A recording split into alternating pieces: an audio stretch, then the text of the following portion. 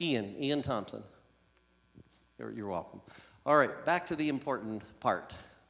I'm sorry I failed to mention that. I tend to just sort of talk about Standing Stone and get right into the program. It feels a little awkward talking about ourselves anyways. All right, so we have this angry gentleman. Yeah, he's very angry.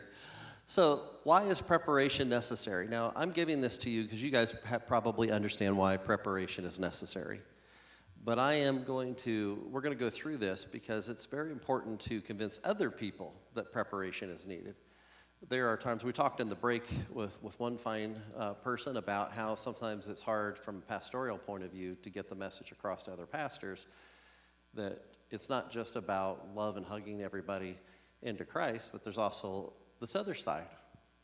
And it's important that we understand that in reasonable terms that this can really happen to us and make it possible for other people to believe that it's important that we're prepared. So we're going to talk a little bit about preparedness. You know, if security wasn't important, why is Jesus the only way to heaven? You got to come through the front door, right? So we're going to talk a little bit about what we found over the last 25 years in mass shooting events have yielded a national average response time of law enforcement involved in a violent scene. How long do you think that is? I heard somebody say a half an hour, I think. Could be. 45, it depends on where you are, isn't it? So the average is going to take into account cities, schools that have their own police department. It's also going to take into account some rural areas, and it's going to sound kind of good. Yeah, but don't get fooled. Here's the caveat. That's once they heard about it. In rural places, I worked for some tribes in Alaska. We had a project through the state of Alaska. We're dealing with their tribal policing community up there. And to get state trooper support in some places was 4 to 5 days. Depending on the weather, right? So you might have a prisoner in your home. They would keep them in their homes, locked in a little cell. Can you imagine that? All by themselves, one police officer out in the middle of nowhere, trying to handle an entire tribal emergency. So it's sort of relative. We have to tell them that the problem happened. It could take several minutes before we even know a problem has happened. They have to get here, then they have to find it on property. So if your police have a response time of 30 minutes, which is not unheard of here in Pennsylvania, depends on where you are rurally, then you have to plan to add time to that. How long do you then need to hold out, right? Average in Pennsylvania, anecdotally speaking, is somewhere around 30 minutes to an hour. If you plan that, you're probably in a reasonable position, but it depends. How long does it take police to get here? 3 minutes, 5 minutes? Okay, so we add into that another guesstimated amount of minutes before they find out about the incident. So let's say we add, 5 minutes before they find out? 2 minutes, 3 minutes? Depends on how good our plan is. If we have a good security plan, they're going to know really fast, right? Because somebody's going to get that message out. Hopefully somebody's in a safe spot where they realize something's happening and they get the message out. It's very important when you do your security plans. You get the message out, the good guys are coming.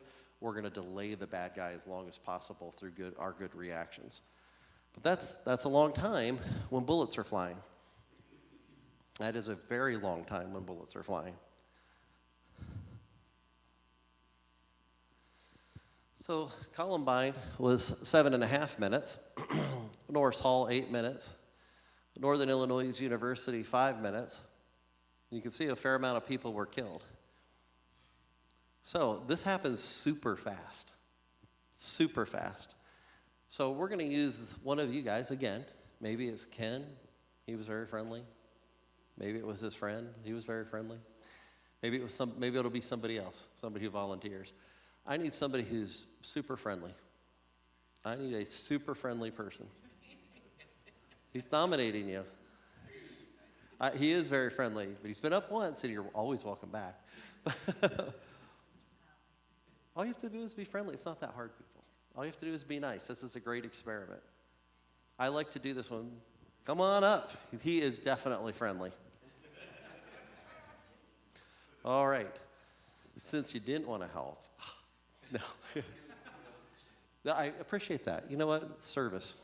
Do you have a phone that you can be a timer, or can somebody be a timer for us? Okay, he's going to be a timer. So all you have to do is be friendly. It's really easy. He's going to set a timer, and you're going to just walk around and shake everyone's hand and thank them for coming. Just at a normal pace. As soon as he tells you to go, and we only need 30 seconds.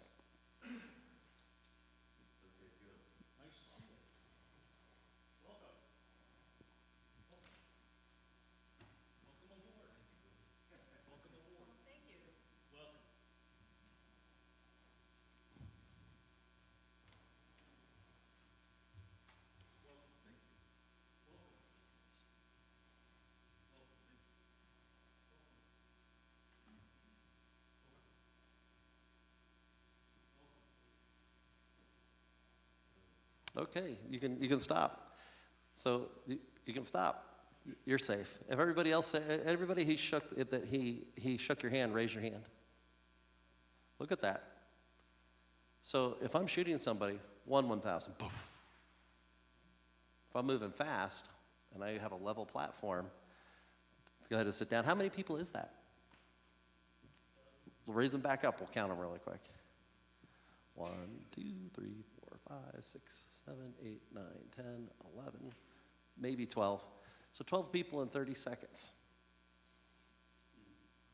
What happens if somebody's moving relatively quickly? Well, they're walking at a good clip. It's not that hard, especially close range. I like to do that experiment, particularly with pastors, and I like to do it with pews because the pews make you go slower. If this was an open activity space, he would have gotten around to those tables really fast, right?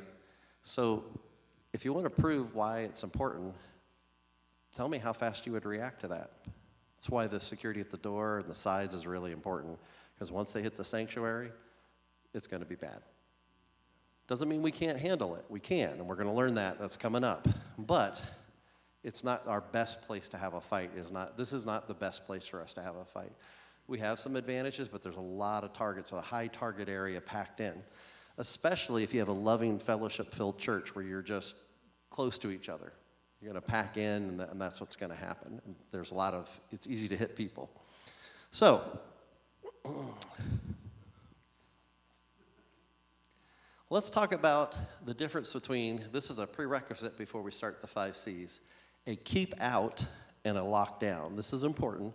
It's important because these are techniques the church should generally use as a general recommendation. And I'll explain what I mean. I'll turn the slide, it'll be easier. These procedures work with the 5 C's, and the 5 C's we're going to spend some time on, and you're going to get really good at those. A keep out means that nobody leaves and no one comes in. This happens when the bank down the street's been robbed and we know about it. If we have a scanner app and we're listening, we might know that the bank down the street got robbed. If our security is doing that, we certainly might know that that's just happened. That's important to us because we're going to lock the doors, and hopefully the doors are locked after the service starts and we have people to greet people. That's one way to handle it, but you got to make your own decisions. Nobody goes out, nobody comes in, not even a deacon or elder or person in charge, no one, because we have no idea what happened. We know that somebody robbed something. We don't know that it's not one of our own parishioners. So we know that they're not here at the moment, so we locked it. Is it possible that somebody was introduced to Jesus here, but maybe not has accepted Jesus, or maybe they has robbed a store and comes here to have the pastor help them? Yeah, it could absolutely happen. Happens a lot. Sometimes they think they can get asylum by going into a church. And so if something happens out there, often it may find its way to our churches. That doesn't mean that we don't care about that person, but in the state of being armed and fleeing from police, do you really want them running around where the little kids are? No, probably not. Too many accidents can happen. It's not that they're not worthy of effort. It's that the situation makes it too dangerous for innocent people. Does that make sense to everybody? Right? It's not about worth. It's about stewardship. So in that situation, it could be an escaped prisoner. It could be a bank was robbed. Things continue as normal. I mean, it's not actually here. There's no reason to interrupt the pastor, right? It may not be something that you can keep preaching. We may have a signal so he knows that something happened in the community. There you might make an announcement that, hey, there was a bank rob here. We're going to ask everybody to stay in until we find out what's going on, right? You might make that announcement. But what I mean by interrupt, it doesn't mean we can't continue to preach. We can. That's what we have ushers and security people for. The doors are secure. We'll find out. They'll keep calling the police and let us know when it's clear. When it's clear, everybody will leave safely. Does that make sense? Pretty simple procedure. Saves lives. It's a simple thing like that that will save somebody's life. That is what a keep out is. It really means keep out. A lot of school districts use this. They're very effective. And there's a lot of data on this type of thing. One of the things to remember is that it doesn't matter if the pastor isn't here and we have a guest pastor and the pastor wants to come. If we're in a keep out, we don't let the pastor in. So it's good to make sure that if the pastor isn't here, in our church, if we do something like this, I text the pastor with a 911 thing that says we're in keep out, and if I have a news link, I send that to him, but other than that, he waits to hear from us. No, we've never had to do it. Just to be honest, we've never had to do it. We practice it a couple times a year, so he's familiar with it. Same with our assistant pastor. We do the same thing with them. The reason for that is because I don't want them, if they're involved in the situation or they're the target, somebody comes looking for the pastor at his house, whatever it might be, I don't want them walking into that. I also don't want them opening the door. Our pastors have keys. They swipe their card. They can get in almost anywhere, and we don't want them opening the doors where we're potentially letting some violence in. Now, can I actually stop people from leaving? No, but I can close the door really hard behind them fast, right? Our congregation is pretty good about it when we talk to them about it. But again, we've never done it at our church actively. We have done it at other churches, and we've seen how it's happened at other churches in real life situations. And I hope we don't have to do it at our church. But we do have a bank down the street. We have domestic relations not far from us. We have some issues where that could certainly happen. Now, back when I worked in Baltimore, this happened multiple times. It's one of the reasons that I like this, because I was able to see it happen in a real world situation where there was somebody trying to get into a neighboring church looking for a pastor to help them. The churches went to a keep out to keep them on the outside where they were arrested. Not that they weren't willing to minister to them. That wasn't it. They just weren't willing to risk everybody in the church in a volatile state. So just want to let you know I've seen it work. I'm grateful that our church has not had to do that, and I hope you'll never have to.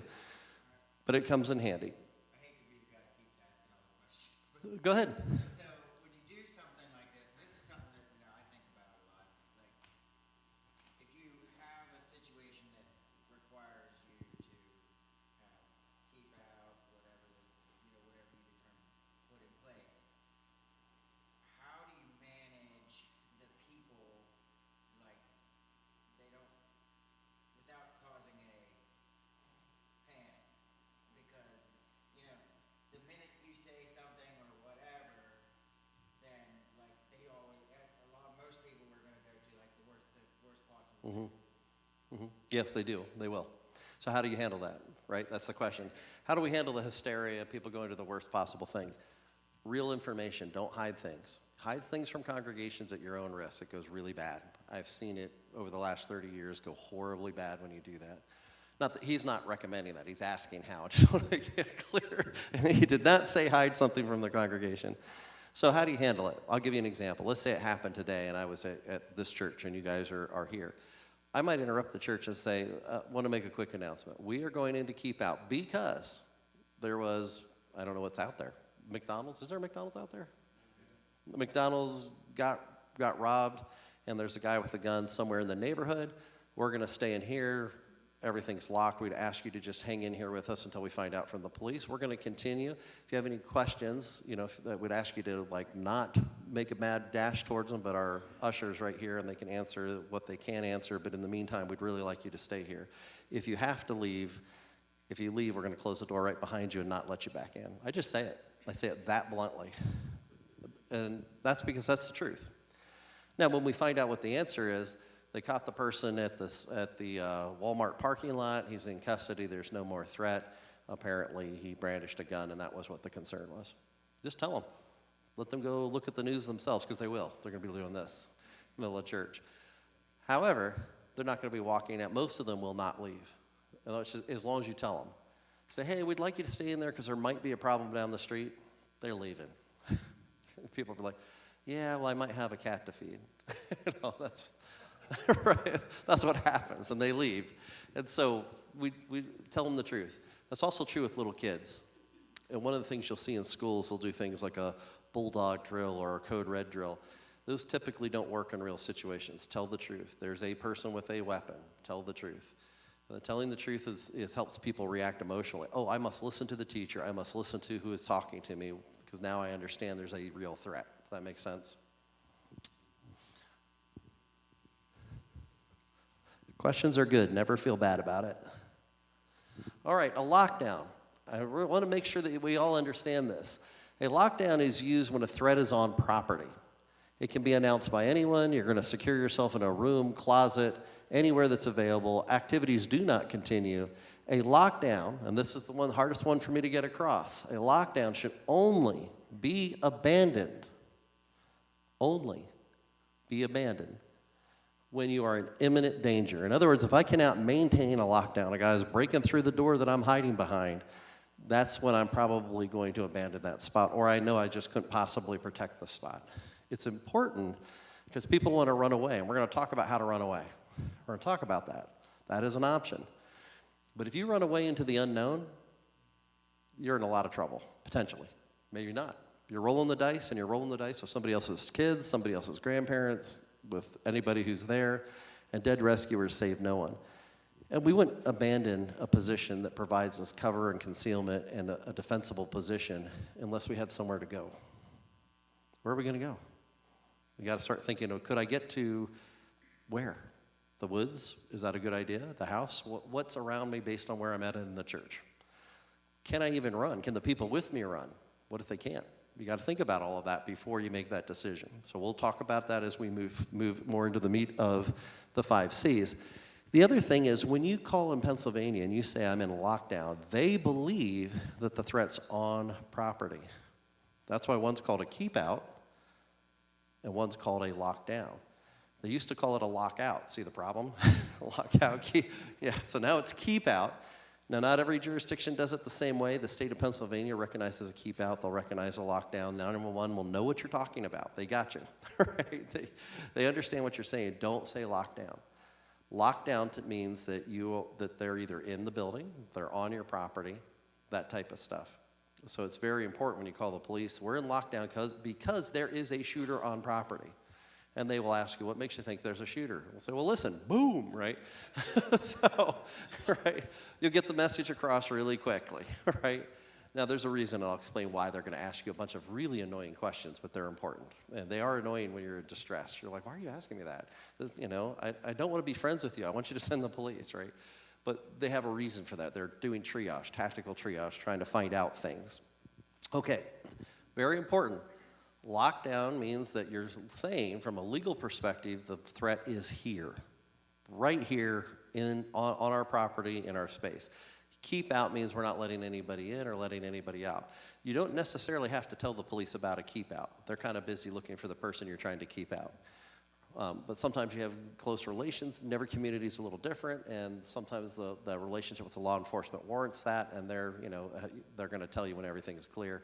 Other times your head usher, your chief security person, whoever's doing it, will be monitoring the situation for you.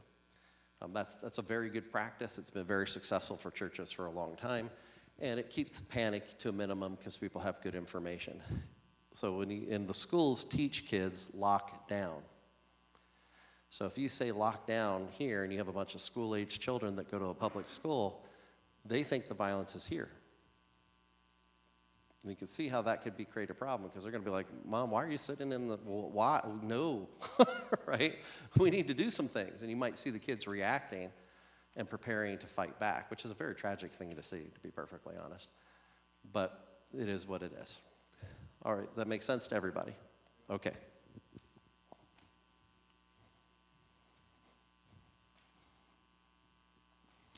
All right, now we're going to get into the stuff that most people are interested in. The rest of what we did before is very important. You're going to see how it plays into this. So we are talking about tactical thinking for decision making. These principles are not a standing stone invention. They've been around for at least 100 years. They're used by the military, they're used by the police. Any of your active shooter programs that don't include these concepts, regardless of what they call them, they may not call them the 5 C's, they might call them run, hide, fight, they might use them with Alice. If they're not using these concepts, there's a real problem here.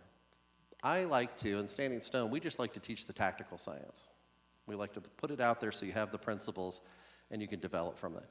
Nothing wrong with those programs. Whatever program you come into contact with, you want to make sure these things are accounted for, those 5 things.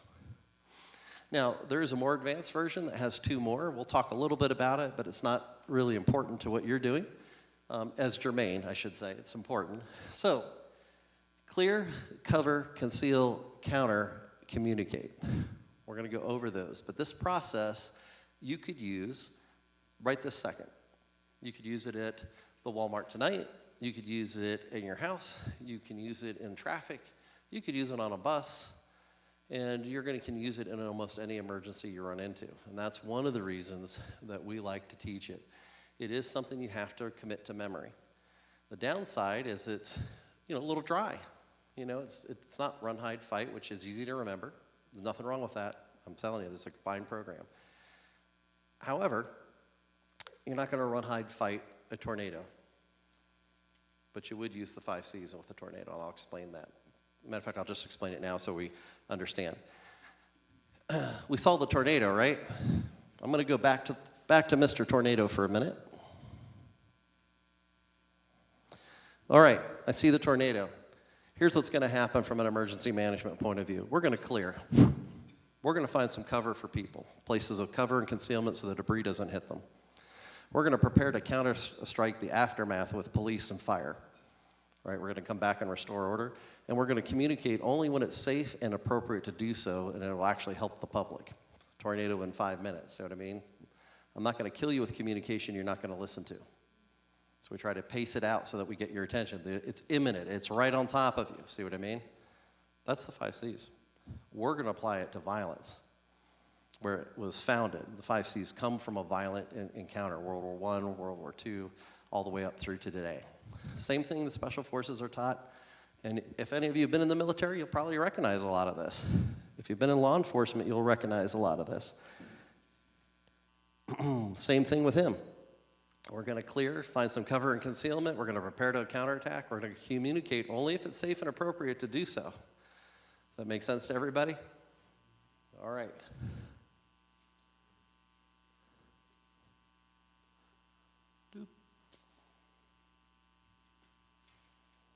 Oh, wow, we went really far ahead. Okay.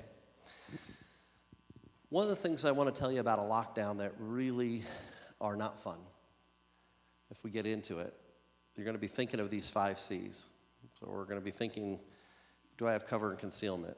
Maybe I'm in a classroom, maybe I'm in an office, maybe I'm in a cooler at the Sheets. It's not always the best place because they don't lock. But maybe that's where you are. It's going to feel like forever before help gets to you. Forever. We know the police take about 5 minutes to get to us. We're not going to try this for 5 minutes, but we are going to try it for about 45 seconds. So can you put 45 seconds on the timer?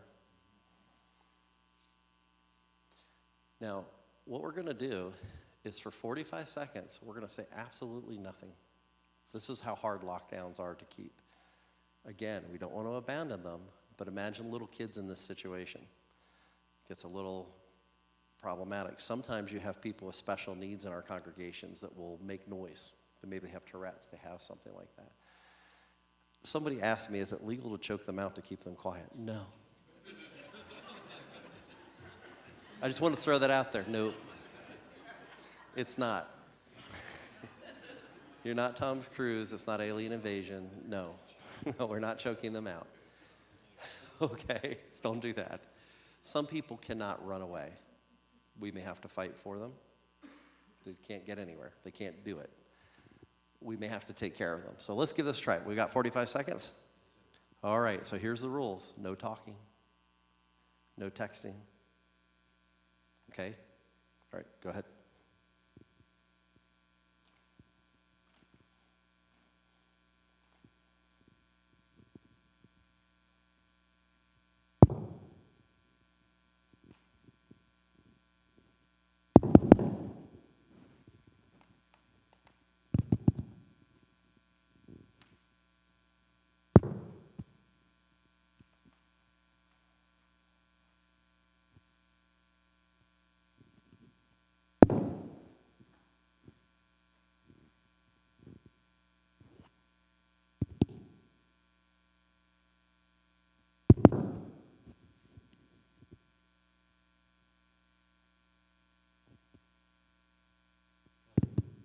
Okay. What do you guys think of that? Felt long, didn't it? The fake gunshots almost helped. Yeah, very good. Yeah, very good. So, it's really a hard thing to stay in a lockdown. People get scared. They want to take action. So if you're managing a lockdown, you must give them something to do. Here's what we're going to do. We're going to prepare with our 5 C's. And you may not want to be very loud because the person's right next to you. But if you can say it to people who don't know what's going on, so we have a plan for this. Here's what we're going to do. You're going to prepare to fight. We're going to prepare to go out that window. This is what we're doing. Take leadership. If you don't take leadership, somebody else will. If they're untrained, what do you think happens? It goes haywire. It might go haywire anyways, right? But we're going to have a much, much higher chance to make this happen if we're the ones directing the communication. Now, if somebody's a police officer and they're trained, well, that's different. You know, are they armed, right? And you'll find that a lot of police officers, if they're not armed, they're not going to have you run through the hallways.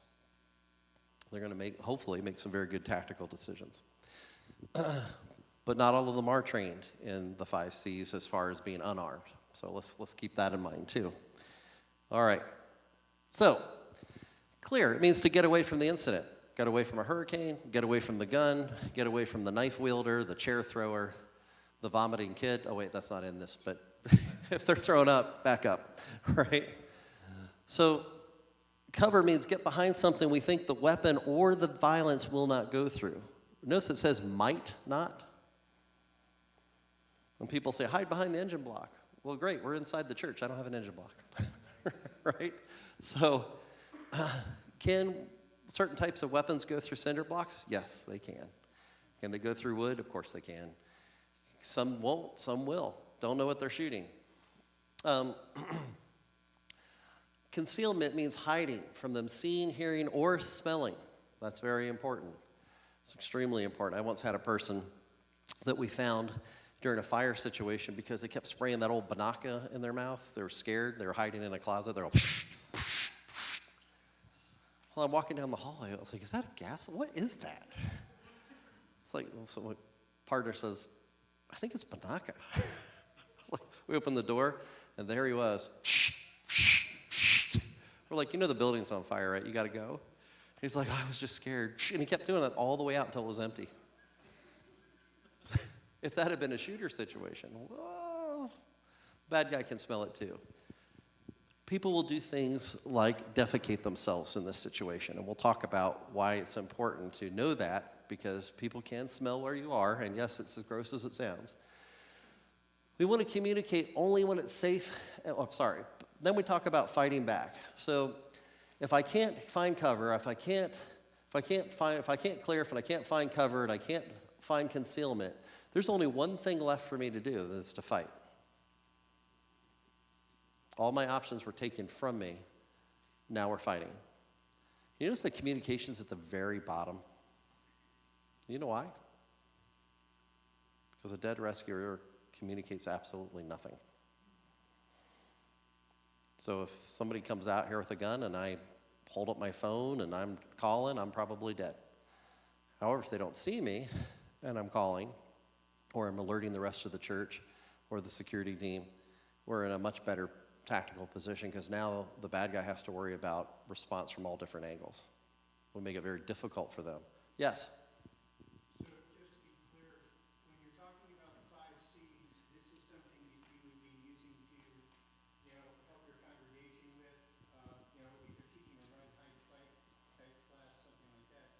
Because when we're doing security team training, we use what's called OODA loop. Oh, yes. Yep. Okay, which has a different context towards it. One being more putting aggressive contact on the person coming in. That comes under counterattack. So when I observe, orient, decide, and I take action, when you're talking about the OODA loop, that would fall under the counterattack side of it.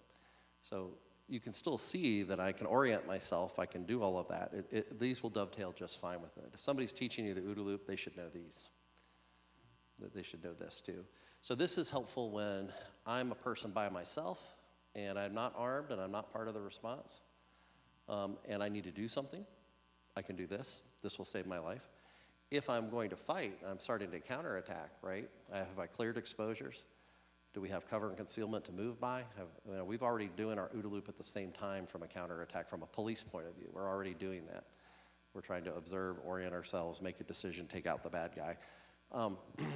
But this is very helpful with your Sunday school teachers, because if they're not part of the response, or the pastor, they need to take this action before OODA loop can happen. I know you can use OODA loop in a self-defense hand-to-hand situation too, right? You can certainly do that, but I tend to focus it under counterattack for that very confusion purpose. Does that make sense to you? Was that helpful? Yeah, and I'm just saying, to me, this fit more in context, like when we teach run and fight to the congregation or something like that. Yes. This would fit very well with that. With our security team, we kind of go straight to the OODA loop because we want them to be. Are they armed? Is your security team armed? The OODA loop's more appropriate with armed people. However, if you do the OODA loop and your team doesn't know the 5 C's, they can be beat. So how do your security team move? They move by concealment and cover. If they don't move like that, they're going to get shot dead. Any SWAT team member will tell you that. So you're going to use cover and concealment in order to have a counterattack, because you're trying to do a counterattack. So the counterattack is the object of cover and concealment. I bring that up because in all counter tactics, the 5 C's apply. There's actually 7 C's that your team should probably do, which is care for yourself and others if you're wounded and that type of stuff, but you can get into that. But in this particular case, you want them to understand that they're going to move by clearing exposures. They're going to be looking for cover and concealment to move by. They are going to prepare to fight back, which will take the target out using the OODA loop concept. And they're going to communicate what's necessary and appropriate to save people's lives. The other side of the Oreo cookie, as you well put, the congregation should know just this, so that you're supporting your local gunfighter. That's really important, because if you guys are in a lockdown and you're prepared to fight back, and the security team is retaking the building while the police are coming, we call it the tactical Oreo cookies. The non-fighters, like the non-aggressive fighters, are on one side of it. We're pushing the bad guy up against our defenses, our locked door, with an aggressive counter strike. It's called the Oreo cookie in tactics. You have an hopefully impenetrable self-defense scenario that slows the intruder down, and a counterattack that smushes them like the cream between the middle of the cookies. Does that make sense to everybody? So I would suggest you identify your kill zones too, that aren't going to, take out people behind the walls and stuff like that.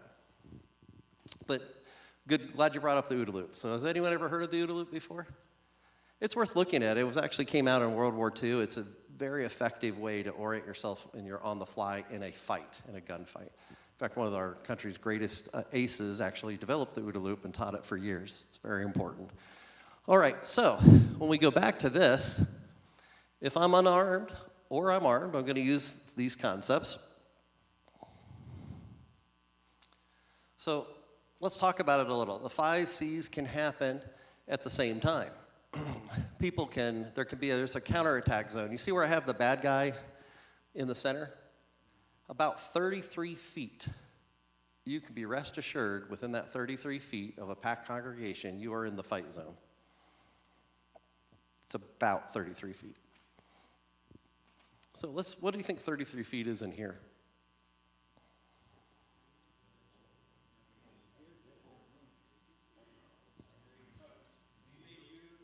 Yeah, it could be, right? That's actually a pretty big space, isn't it? So here's why. So if these guys were to stand up and attack me, right, and we're in a fight, and this room is packed, everybody in here is potentially involved in the fight situation. You might have to be throwing things at me. Some at the periphery may get out. We might have a funnel effect over here. We might have to guard against that.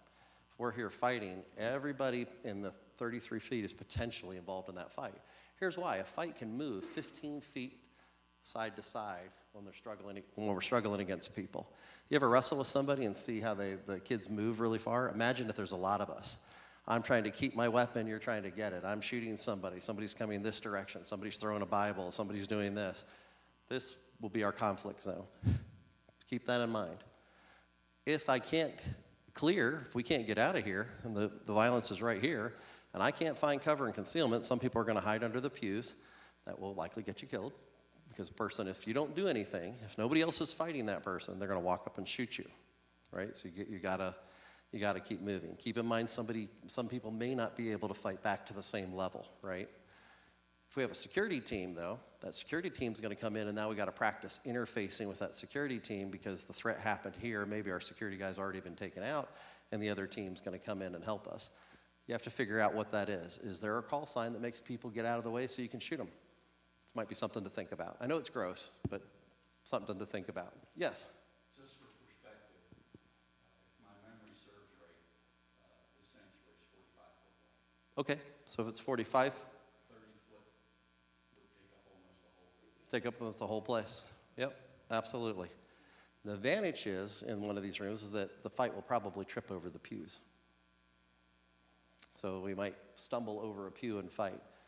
But you'll find it, if we actually did this experiment, if I had some people, and we went up here and we started pushing each other, you're going to find that you'll have a 15-foot gap that comes across that. That's why they say 33, because it can sway all different directions. Somebody, I saw, go ahead. Well, yeah, one of the things that we recognize when we train for this is that you're not going to escape chaos. It's just going to, you train for chaos being present. And but that means then that the only people in there that are not going to be chaotic is your security team, and they have to be on focus. So They do. when we come into that, then we engage that, just really belling out, security, get down, security, get down, because that's the only command people are going to hear and understand. And it's an actual command. And we're going to talk about a difference between a command and a suggestion. The difference between ASAP and a command. And it's the way they say it. They have to say it loud. It's not like, could you get down, kind of? That's not how you do it. That's not going to work, right? And you guys are going to say it loud. So get down. But you got to say it clear, too. So practice, because the security team gets stressed. So when they come in, if their heart rate gets above 140 beats per minute, their decisions are going to go out the door. So it's very important that they're under control. As you mentioned, they need to. The rest of us are probably going to be upset, right? But having a little bit of training is better than having nothing, and that's a good sandwich effect. Because if we fight the guy for a little bit, they come in and they give very good verbal commands, and we listen, then we have a really good chance of surviving this. Really important that people listen. It's hard to drum that into some people. You must listen. Yeah, but I know him. Yeah, you know him, just like they knew Jesus. But he's also the one with the gun. He's also the one that's been practicing. People will sometimes, familiarity will breed with safety contempt. Doesn't mean that they really have contempt for the person. They're just not taking them. So, well, those guys are too serious. You get some of that. Well, right up until there's a gunshot, right? So you have to keep that. It's a very good point. You have to drill that in. So there's also a conflict transition. See that blue oval? Now this is a very large sanctuary. Somewhere, in this case, it'll probably be out in the hallway. There's a conflict transition. That conflict transition, and it can vary depending on the situation. The circles could all get smaller, or they could get a little bigger. That conflict transition is those people could escape. It would be a very bad idea if we had a gunfight in here for non-armed responders to come back in here. That would be a really bad idea. It's much better for the responders if they leave. You can keep going, you can find cover and concealment at other potential places, but don't come back in here and give us more problems. Because what happens is it's really hard to respond to a church congregation when it's active. People pop up, little kids jump up. I had a guy once tell me, well, I know it's only 70 feet to the pastor, but I'm sure I could hit somebody from back there at 70 feet. So, wow, that's impressive. I said, do you shoot a lot? And he goes, well, I haven't shot since 1967. Please don't do that, right? That's going to be a very difficult kind of shot to make. You can make those kind of shots with the right weapons. The handgun's probably not the best weapon for that kind of a shot, is it? So that determines sometimes what type of weaponry you're going to use. That's important to consider too. At any rate, if you decide to go armed, that's one part of it. This conflict zone, people can start to transition out. So we might have some people fighting. We might have some people transitioning out to find cover and concealment. We might have people that will they'll clear, cover, and conceal, and communicate zones or out at that dotted line. If I'm at that dotted line range, right? That's a really good opportunity for me to safely start to communicate to the police and to other people that something's happening, right? Then I can communicate what's going on. I can start talking to people. It's still a little risky because you're in the conflict area, still on property, but outside that area or somewhere safe, out of sight, it could be down this hallway. And remember, you'll have to right size it for the building that you're in. These are general. So all of this could happen at the same time. The 5 C's could automatically, instantly happen. People are here, we set off an alert of some type, security is responding, people in the nurseries are going to lockdown, preparing to fight back, other people are leaving because they can, they're in the parking lot, they say, oh, I'm out of here. All of those type of things, and all of those are good reactions, but you notice they're not all the same reaction. It depends on where they are compared to the conflict. Does that make sense to everybody? All right.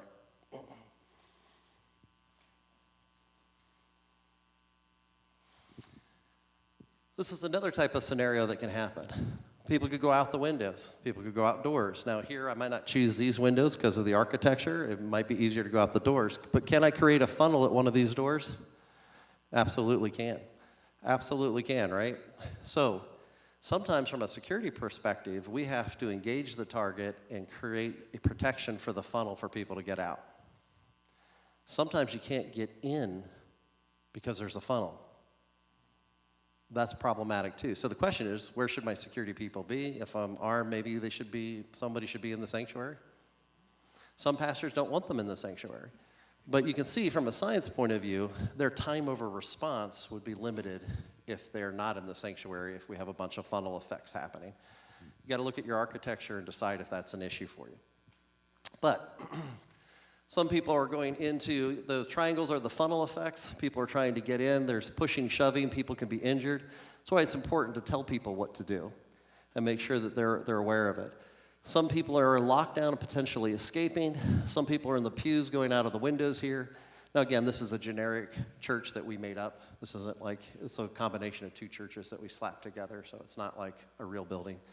But at any rate, it all depends on your situation and where you are and where the event happens. If I took that bad guy and moved them into where the classrooms are, the situation would be very different.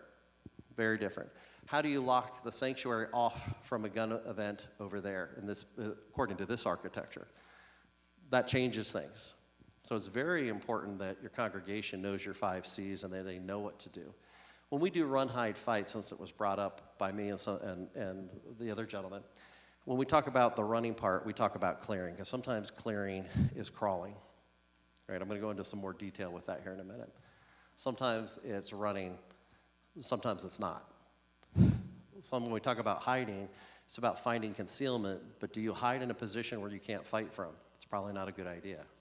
So it's important to know that, right? And so when we do run, hide, fight, or you do Alice, make sure you emphasize those things, those little points.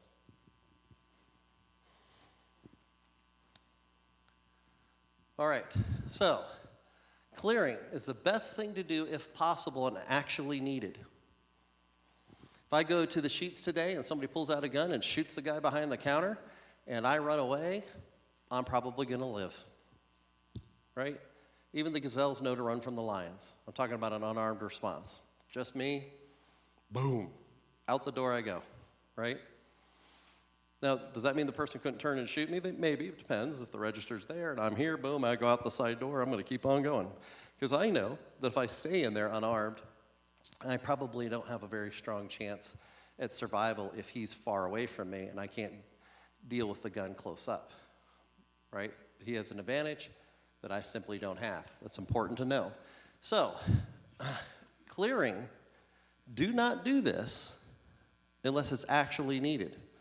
So if I find myself in a good position, if I found myself in a classroom somewhere that had a good door and I had the ability to fight and I could escape from that classroom and I could hold out and I have no other information, I'm probably not clearing. The situation's going to tell me what to do, not what I want it to do. That's very important if you have a response team. Response teams tend to try to control the situation. That's bad response. You must adapt to the situation, and that's how you formulate a counterstrike. Very important if you're going to go that far with it. It has to be imminent danger, and you need to work off what information you have. Now, if my lockdown is breaking down and I don't have any other information, there could be a second shooter. Statistically, there probably isn't, but there could be. I have to take a risk at some point. I know I have a known threat and an unknown threat. Which one do you want to take? One's breaking through and I can't hold this anymore. What do? You're either going to be in a fight situation or you're going to have to escape, or a combination. All right, we want to put distance between us and the threat. We want to find cover, and this is the key to tactical thinking. As soon as I decide that I'm going to clear, I need to find an area of cover and concealment. Where would that be? It's not just running. Not just running across the field. Where am I going? Are there any options? There might not be. You might have terrible options.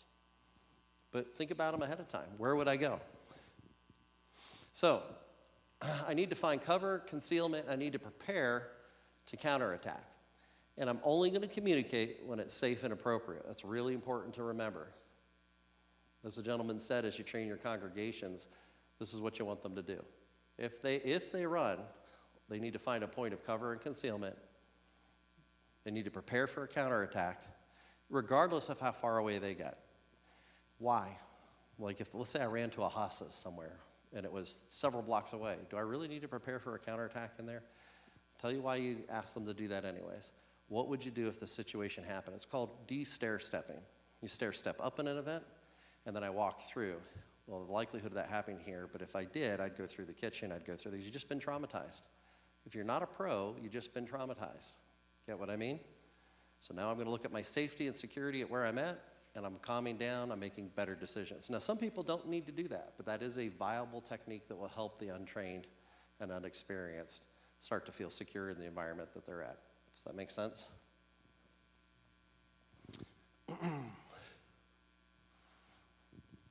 Planned or not, like the pastor said back there, I'm sorry I didn't catch your name, but like he said, mass evacuation will occur during the active shooter event. It's going to happen. People are going to do what their instincts tell them to do. We're going to train them as much as we can, but there's still going to be chaos, right? We still got to manage that chaos, but it's going to happen. People are going to run out.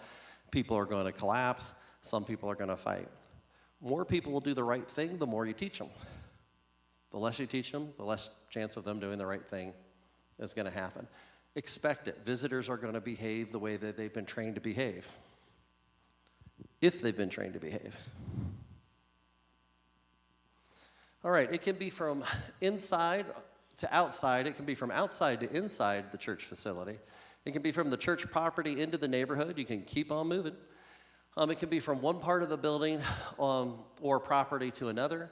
Keep off the walls when clearing. Bullets travel down the walls. So sometimes in TV you'll see this sort of thing. If there was a wall here, bam, right? It's called the lethal 6. Some call it the lethal 8. If I have particularly cinder block walls, bullets will do this. You shoot a bullet, and sometimes it's skim. They'll travel right down the wall, cut you right in two. It's very important to know that. Now, not all surfaces will do that, but some surfaces will. So the general rule is stay off it. The other reason for that is, let's see if somebody can see me over here. That's a good example. Okay, I want to go this direction. I'm up against the wall. What's happening? You see this? I have to do this kind of stuff. Is this an impediment to me potentially? Something's sticking out. It's a problem, right? I stop. The whole line behind me stops. Everybody's in trouble, right? However, if I'm 6 inches off this wall, I can move really fast. That makes sense? You notice I ran my fingers along the wall? I did that to find out where there might be a handle so I can slip out without actually taking my eyes off potential targets. So that 6 inches is really valuable. People trip and break ankles, and then we want to go back for them. What did we talk about earlier when it comes to the triage? I'm 280 pounds, which is embarrassing to admit, especially since they're recording this. Right? It's true, though. So I'm 280 pounds. I break an ankle. I fall on the ground, and I say, "Dear Jesus, help me, please, Lord. Don't leave me." And you look at me and say, "Dude, you should have been on a diet. Goodbye." Right? It's not that I don't love you, I'll pray for you. But is it reasonable for somebody to always carry me? Probably not. Am I going to move slow with an ankle? If I do this with somebody, are we both likely to get shot? Possibly. The likelihood goes up. It doesn't mean it's immoral to care and want to help. What if we're protecting some little kids? Maybe I need to take the little kids out and hope that the adult makes it. Some of your teenagers, your youth group teenagers, tend to be heroes. Middle schooler kids will rise to the challenge. It's amazing. They can fight. 17-year-olds can fight. Some of these 17-year-olds are huge. Some churches will tell you that women shouldn't fight. I'm going to give you some sad reality. Sometimes women are the only ones left to fight. So everybody sometimes has to fight. We don't get to decide that. Do we want to protect them as men? Of course we do. Of course we do. Should they have to? Well, in an ideal world, no. Should anybody have to in an ideal world? No. But that you can't, don't let that fool you. You just have to get over that, because if they're stuck somewhere, they're stuck somewhere. They're going to have to fight. I get that a lot. You'd be surprised. I get that a lot in the secular world too. Well, the ladies shouldn't fight. I'm sorry. I don't know what to tell you. You want them not to defend your kids when they come in the classroom? They weren't volunteering to fight. They're just trying to survive. Can women shoot? Absolutely. Absolutely they can. I mean, I understand how we can kind of feel like we feel like, especially as a Christian man, I particularly feel like it's my job to protect and serve my family and care for them and love them and do that. My wife can make bombs. She's an anti-terrorism expert. She can blow stuff up. They're lucky if they get me. They get her, they're going to go. Am I going to fight for her? Absolutely. But would she fight for our children? Of course she would. If I got shot and was laying in the yard and somebody was going to shoot me, would she take her sniper rifle and blow them up? Yes. Yes, she would. Yes, she would. But it doesn't mean it's not my responsibility. Does that make sense? I hope that eases some of that, because I hear that a lot. Like, it's just not right that our women and children should have to fight. I agree. It's not right. It's wrong. Men shouldn't have to fight either. Just to throw that out there. We shouldn't be in a violent world, but we are, because we sinned, and here we are. So, from one part of a building to another part of the property, keep off the walls. We talked about that. Bullets traveled. Different materials react differently. Is it actually needed? I cannot defend the place. The person is breaking in. The benefit of leaving is obvious and outweighs the risk. There is a time where you're like, hey, you know what? It's snowing out. These kids, or me, or the elderly that I'm with, I got wheelchairs. I don't think I can push those wheelchairs across. I don't think we can do this. I'm going to have to do something different, because I'm going to lose a bunch of people. Maybe the people who can make it, I send ahead. And some of us decide to stay and fight. I have a person in a wheelchair, and I'm like, I'm not going to leave my grandfather to be killed by this person. That's a fair decision to make, but do we have leadership for the people we were sworn to protect? If they're ambulatory and I have people who can run and they have a better chance of getting away, maybe we make that decision. It can be very hard. The question is, can I clear? Is it needed? Could I possibly do it? What if the benefit is obvious? There's a shooting over there. There's an exit here with lots of cover and concealment. I can find much better resources over there. I can't defend this place. It's clear as day. What's the situation telling you? It's telling you to go, because you can't defend this place. So you just want to stop and walk through this. Can I defend it? Is the person breaking in? Is the benefit from leaving truly outweighing the risk? And I want to use reason, not emotion. Reason is a combination of logic and emotion. I get that. We did a little experiment on that. A reasonable person, I'm going to leave and take these kids out there regardless of what happens over there. We're all going to get Slurpees and call the police, right? That's a reasonable thing to do in some situations, to leave, to exit. Just make sure you've gone through this. You have to make these decisions because nobody's there to make them for you. Quick assessment before you go. What do I know? Where is the threat? Who is the threat? If you know who the threat is, that makes it much easier if you're familiar with the person. Because you know if I see them, that's danger. Infants, elderly, wounded, could they make it? Where? where would you go? To find cover, concealment, and communication, weapons of opportunity. So weapons of opportunity are anything I can hurt the bad guy with. Anything that will stab, break, smash, and we're going to get into weapons here and improvised weapons as well. So how would I do it? How would I get there? What path would conceal my movements as possible? Spread out if you can, be quiet. Those things are very important. Do I need to spread out so we're less of a target because we're on an open field? Do I have a hill that might cover my movements?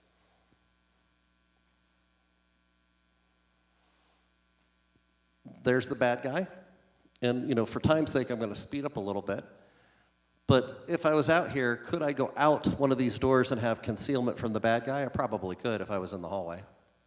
I could probably take a whole slew of people out one of those doors and get away and have the building cover my movements so that they don't have a clear line of shot, and I would be out of the way. Depends on where I'm at. If I'm in the middle of the sanctuary, maybe not. Maybe not. So what happens if I can't run and I can't hide or cover and conceal? What am I left with? Counterattack, right? I'm going to have to fight. Everybody remember that?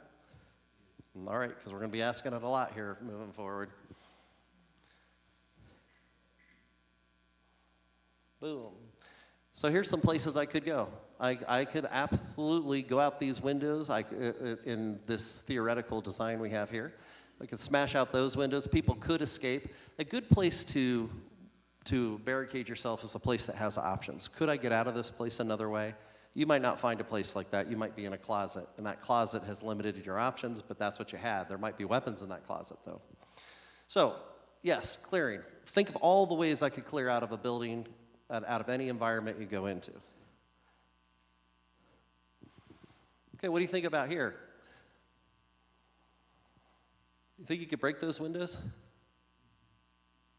They're kind of hard windows, aren't they? I saw somebody shake their head. That's the other thing. Can you actually break the windows? Just because there's windows there doesn't mean I can break them easily. Office story windows are actually really hard to break. In New York City, the middle office window can be snapped out by the fire department, so you can break the middle bank of windows. It's usually on the left or the right. You have to find which one it is.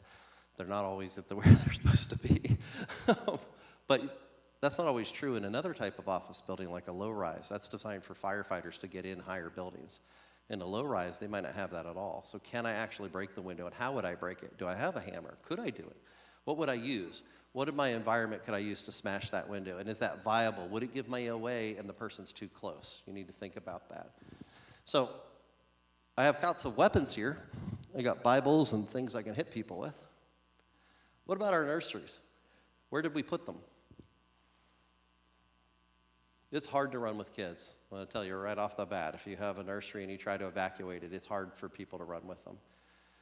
So maybe in your planning, they have a solid core door.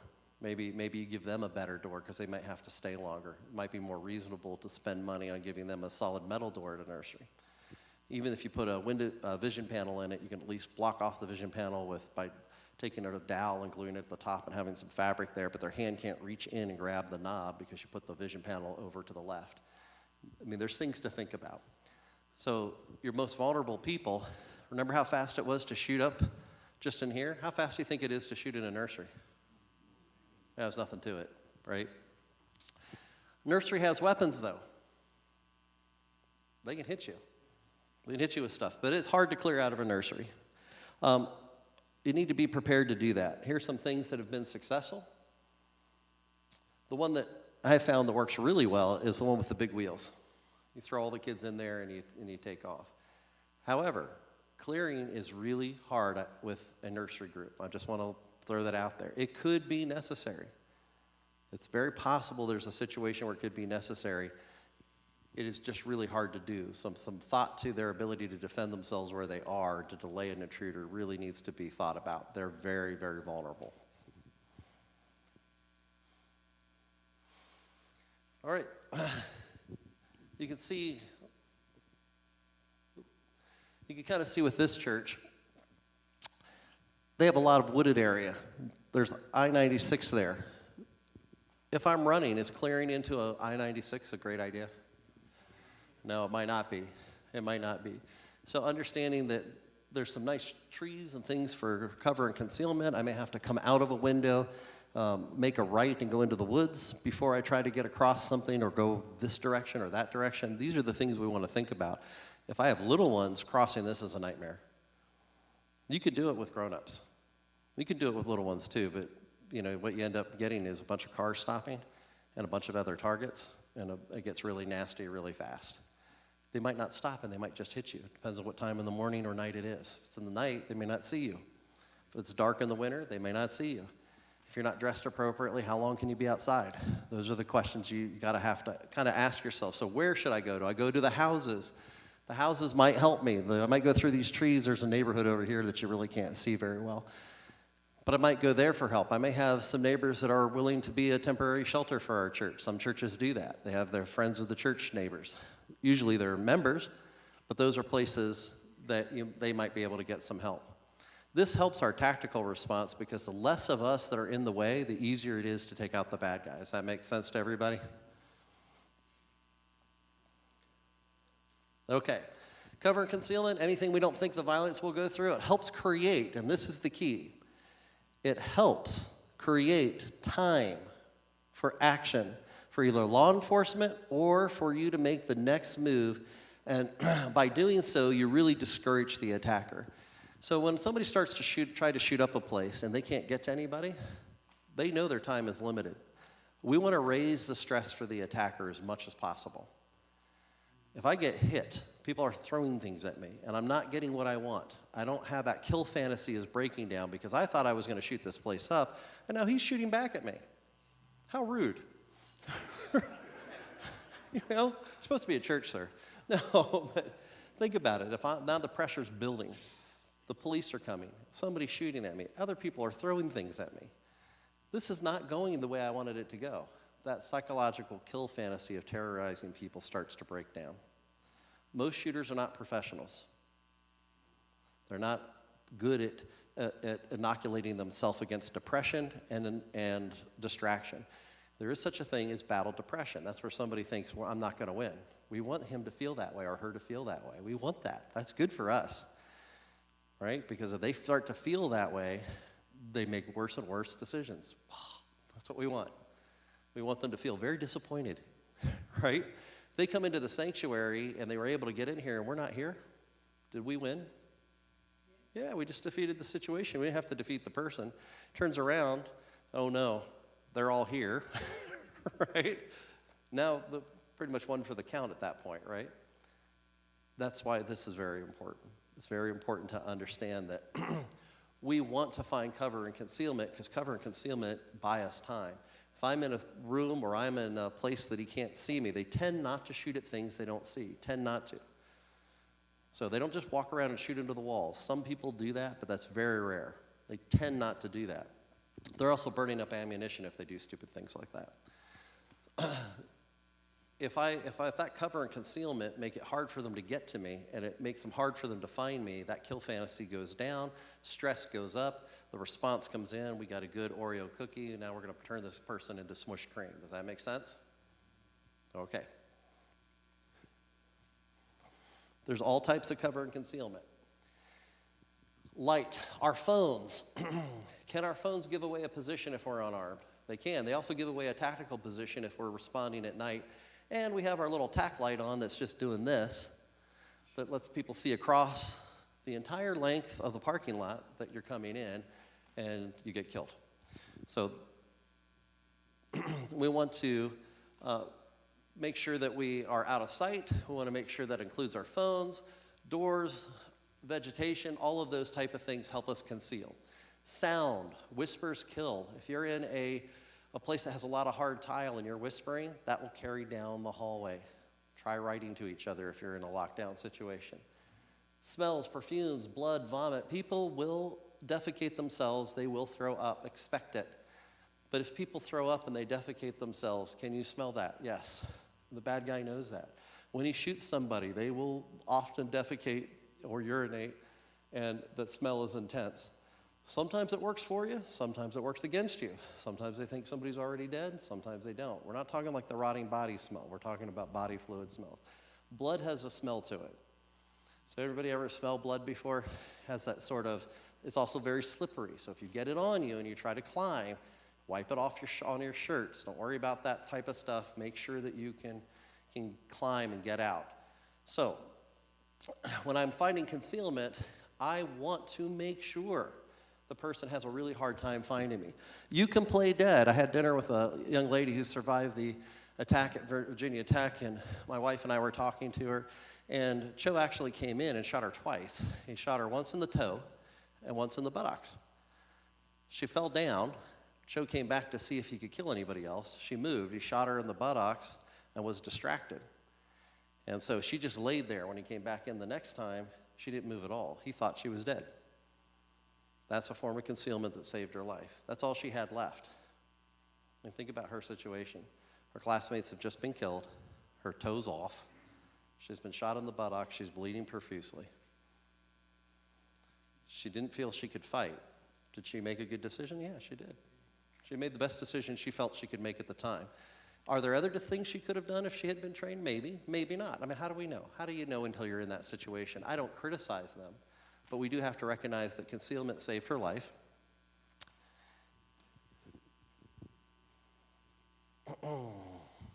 Always prepare for the next steps. It's never concealment. It's not hide and go seek, right? Concealment is never hide and go seek where you wait to be found. No, we're not going to wait to be found. What do we start with? If I'm in a concealed position, they can't see me, where's my next point of cover and concealment? Do I have an opportunity to fight back? Do I have any resources to fight back with? Is it safe and appropriate to communicate with? See, I'm going through my checklist. Everybody understand? Keep repeating that checklist. In reverse, we're looking for avenues of approach, and we're looking for cover and concealment to get close to the person. We're going to do our OODA loop. We're going to make some decisions. We're going to take decisive action, right? And we're going to take somebody out. So I can improve my cover. I can take a belt to one of those risers and tie it really tight. It'll stop it from opening. Eventually, it'll get loose, right? But it buys you time. And that time means that they may waste a lot of their time coming into an empty room or walking into an attack. That time is time that our responders can use to liquidate the person. It's very important. Be a hard target. If you're a hard target, you're helping your gunfighters, and you have a much higher chance of living. Okay, so you can see that those doors are on the inside. You notice that door opens out? See the chairs are stacked in front of a door that opens out? Yeah, see that? Now that's not a mistake, that's the best they had. Somebody could easily open that door, but you're walking into a set of chairs, right? Is it easy to shoot somebody between chairs? No. You have to move them. Well, I guess you don't have to, but you're probably not going to hit it much if you just, right? That's not going to work that well. You can tie the chairs to the door, make it even more complex. Those chairs could be weapons. Sometimes it could be just for delaying the person and frustrating them. Other times it could be to set them up for an attack. But in this case, they decided to throw up some chairs. Now, this is not a real case. This is a drill, just so we're clear. They threw up some chairs in order to slow people down, and it worked. It worked. It did slow them down. Was it ideal? No, but it's what they had. See what I mean? Sometimes you have to go to war with the army you have, not the one you wish you had. Over to the right. That's very effective. It's really hard to get through that type of door. It is not illegal to do that during an emergency. It is illegal to do that as a general state of your building because of the fire code. Could I do it here if somebody was out here and I know that door didn't lock and we knew there was violence in the parking lot? Absolutely. I could totally do that. I could tie something there. There's no crime here. It's called a personal necessity just for survival. There's no crime in that case. So don't worry about fire code in a gunfight, okay? We'll deal with that. People do. People are like, whoa, we can't block the exit. Are you kidding me? Yes, we can. Watch. So, all right. You can see some cars. If I get to the outside, they're cover and concealment. So I may use that path to get to where I want to be. Am I moving around too much for the camera? Okay. All right. Cover and concealment can work together for escape. I can use these cars to go up that hill. That hill might be dangerous, it might not be dangerous, depending on the situation, but at least I've got cover and concealment to hide my movements, and I'm trying to get to a point where I can find a safe way over that hill. That hill is going to give me a lot of protection from gunfire. The cars are too, but some cars are better than other cars, and cars are somewhat plastic, and but at least they can't see me, and I do have some cover and concealment, but I'm always looking to better my position, and I'm evaluating the risk. So I'm looking to find, am I in a counterattack position? Am I a clearing position? Can I find a better point of cover and concealment, and is it worth the risk to move? The situation will tell you. If the shooter comes out into the car area and is getting close to you, you know exactly what you need to do. You need to move by cover and concealment and prepare to potentially counterattack that person if you have to, which means you might have to sneak around behind them while they're going after somebody else and bash them off a car.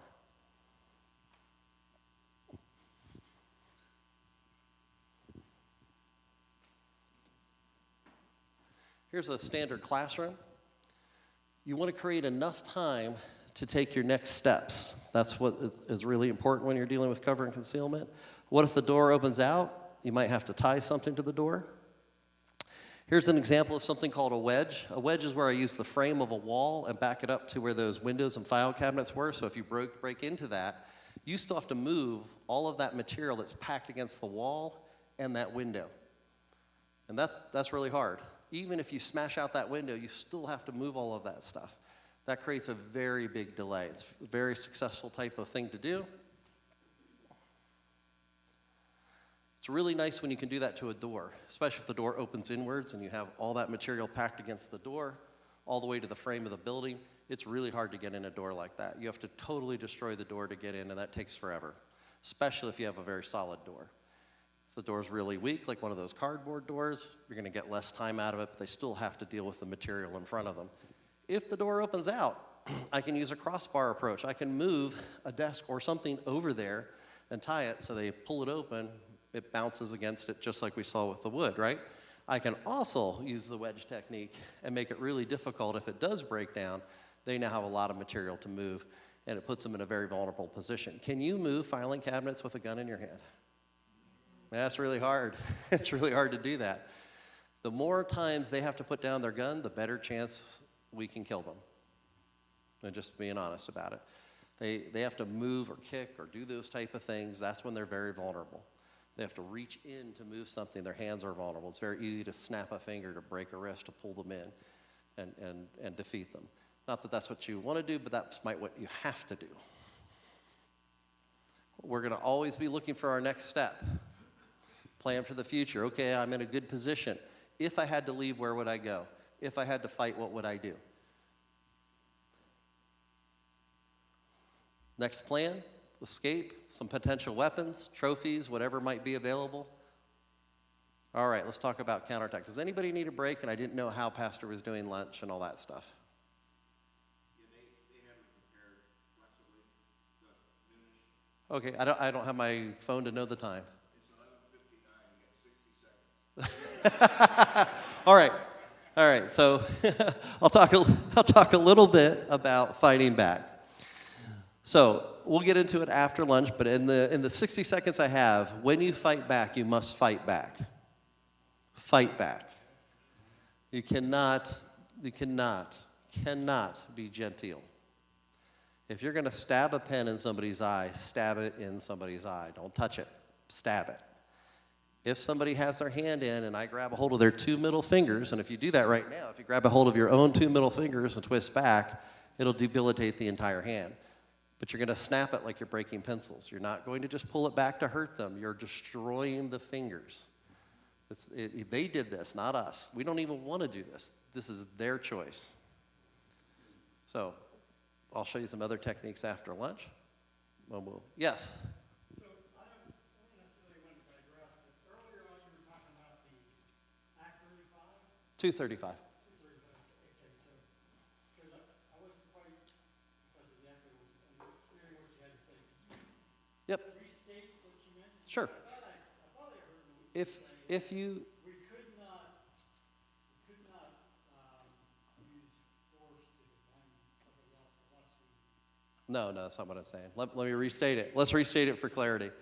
Act 235 means that if you put a security force that's armed in your church, they must be Act 235 trained. Must. There's no exceptions. None. Doesn't matter who they are, except police. So there's one exception. I just said there's an exception. There wasn't. There is one. Doesn't matter if they're military trained. Doesn't matter in the Commonwealth of Pennsylvania. If I abdicate my armed protection to you, I have to know that you are trained to the state minimum level, which is Act 235. You know that to shoot, not shoot. You've done some range. You proved at a range that you can hit stuff. That's what the state wants to know. They do not care if it's private property. Doesn't matter. Different DAs will do different things. They can choose to prosecute or not prosecute. Do you think churches are a target of prosecutors at times? They sure are. Yes? Well, we've done some research into that because we talked to a number of DAs, and we've also, on our security, we volunteered, we brought a lot of law enforcement, state, local law enforcement, Mm-hmm. through our whole security program with them. And they thought it was very good. And one thing that we particularly asked was that, and they said in the state of Pennsylvania, as long as it's in the church charter, the church can have a charter, and as long as they have that insurance program that is, and there's training involved, that they can have a volunteer force that is on it. Yeah, that doesn't seem to be holding up very well. So here's the issue, and I've heard that before. I've heard that from DAs before. Here's the problem with it. Can you do that? Sort of. The insurance company is going to require you to have Act 235. Almost all of them do. Brother Mutual will. Almost all of them will. Why? Because they can hang the hat on the state for the training, right?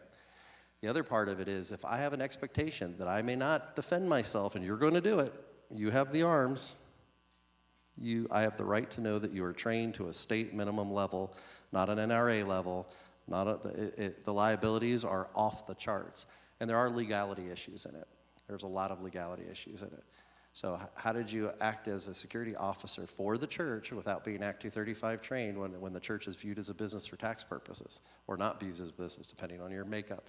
The Acts 235 applied to professional security, and that was the distinction that they made. I hear you. I know I hear that a lot. Doesn't always work. And that's the danger. That is the danger. So let me ask you a question. Should you not be a professional security person if you're protecting a church? You may not have the opportunity to be professional security. If you're carrying a weapon, should you be professionally trained to be a professional? You should be trained professionally. Professionally, right. So you have to rise to a professional standard. That's how churches get in trouble. You can pull it off if you just want to do that, maybe. Maybe. And you might face criminal charges. The difficulty with that is getting the Act 235 training. It is difficult. And so therefore, by the nature of it being difficult, it handcuffs church security because churches aren't going to be able to do that. So therefore, this is where it goes back and forth. The other thing that we do is we encourage all of our security personnel that they maintain their own shooter's insurance. If you did Oh, yeah. U.S. Law Shield and with others, because we know that if there is a shooting, there's going to be legal ramifications. We're well aware of it. Mhm. And frankly, Do what you want, man. I would highly advise you to take the Act 235 because it's the safest from a criminal point of view and it's the safest from an insurance point of view. But do what you want. Do what you want. You have a program in place. You believe in it. Do what you want. One DA says one thing. One DA does a different thing. You still have to defend yourself in court and your freedoms are on the line. So do what you want to do. Yep. Could the legislature address that? They could. They haven't. They could. It's something we could press on. It is. It is. And a lot of it depends on what the state attorney general thinks. Because one DA says, hey, you're private and you're doing this. I don't see it. Liberal attorney general says, I do see it. Now you defend yourself. Then a judge will tell you. So Our insurance that covers our church actually is trying to discourage the Act 235. I wouldn't do that. Make the case. You defend me, but Act 235 is available in the state. You can go to a bunch of these community colleges and get it. You can have an instructor come out. You can do the 4 Saturdays. You could do that. You could pay the $700, which a lot of churches don't want to pay it. But I trusted you to defend my child, and you did some NRA thing. How do I know that that meets the same standard as the state? Now we're in court, and we're figuring it out. Or I'm telling you that we are part of a security program for the church. We have these trained people. To what standard? So you're acting as commercial security, and that's where you get into trouble. The second it becomes commercial, I have an event, our church security people are acting as commercial security. Or I have an event and our church personnel are acting as a commercial security agency even when they're not, or they go to help somebody else. The safest thing to do is to have an Act 235 and then do all the other training you want to do, because you have it all. That way, if you go and help a fellow church at an event that they're having, you're now a contract security team. And you're in trouble, right? That's the kind of thing. It's a mess. It is much better, in my opinion, just my opinion. Well, it's not actually my opinion. It's some other people's opinion. The safest things for churches to do is to get their Act 235 and do all the other training they want to do. But do what you want to do. Do what you think your legal counsel will tell you what to do. I would go with a lawyer. I wouldn't go with a DA. DAs have different opinions. Find out what's defendable. I don't think the law supports you, to be honest. I think it's very shaky. But you may feel differently, and that's okay. So we should have lunch. All right, we'll take a break.